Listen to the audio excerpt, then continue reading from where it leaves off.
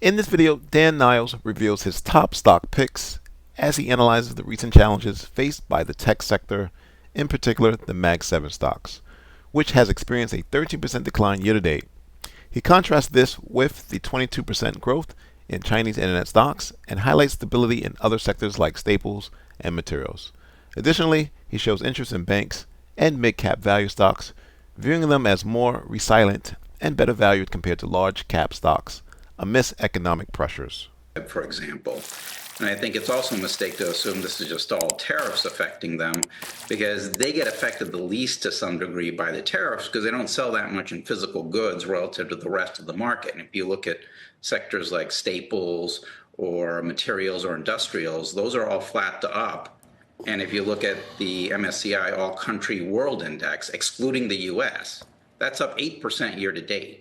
So this is a problem with US large cap tech stocks because their estimates have been going down, and in some cases from the middle of last year for the top line. And if you look at Q4 results when they reported, 6 of the 7 Mag 7, those estimates went down for the subsequent quarter. And so that's really the issue. You know, the conventional wisdom is that CapEx spending going into AI, going into a lot of those big names, has not slowed down. But you take issue with that conventional wisdom. Well, math takes issue with that conventional wisdom, not me. So if you look at Microsoft, for example, which is the biggest CapEx spender out there, they're going to spend over $80 billion this year.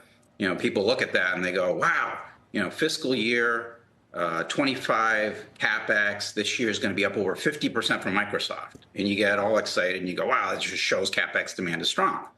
If you look at it on a sequential basis, because remember, Microsoft's fiscal year ends in June.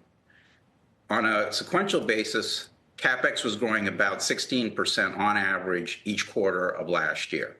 They have guided to flat sequential growth for the next 2 quarters.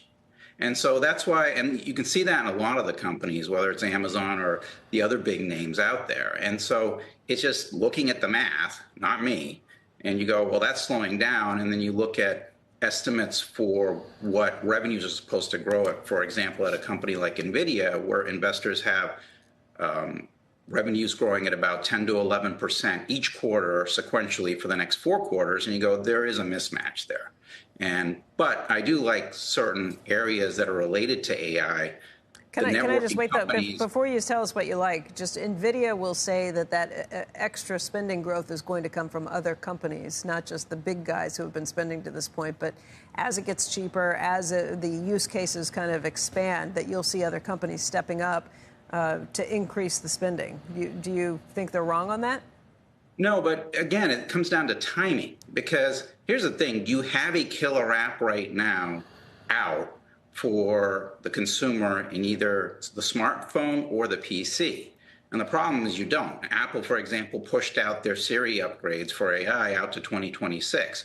So you have this sort of gap between training where you're already training on all the data available on the internet for the largest models that are, applicable. So that's going to slow down. But the inference spending, which is what you're talking about, which I'm bullish on, you're going to have this sort of, digestion phase, which is what I've been talking about for a while now, in the middle, where training spending slows down. You don't have the inference spending pick up because you don't have things like, Siri AI out sitting on all the smartphones that people use. And so I think you're going to see that slow down. And my point is that I don't really care what NVIDIA has to say, because I'm looking at the biggest customers out there and what are they doing.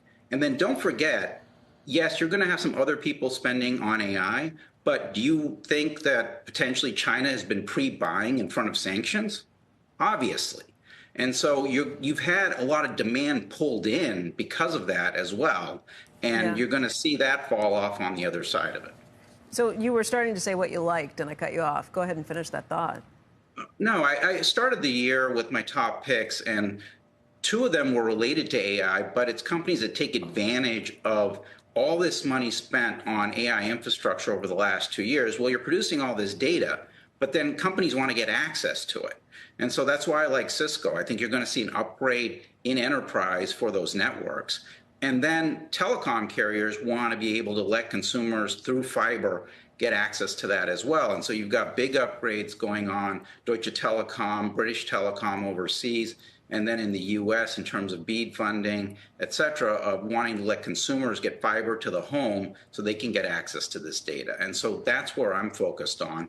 And then as well, companies overseas, such as in China, where you're seeing, because of DeepSeek, investors going, so a lot of those companies are trading at half the valuations of the US tech companies. They've been given up for dead, but they kind of had their ChatGPT moment with DeepSeek earlier this year. And I think you're going to see some improvements there. And then we've got things like banks we like, as well as the mid-cap value space, which hopefully is more immune to a lot of these pressures we're seeing as these tariffs kind of move in and out.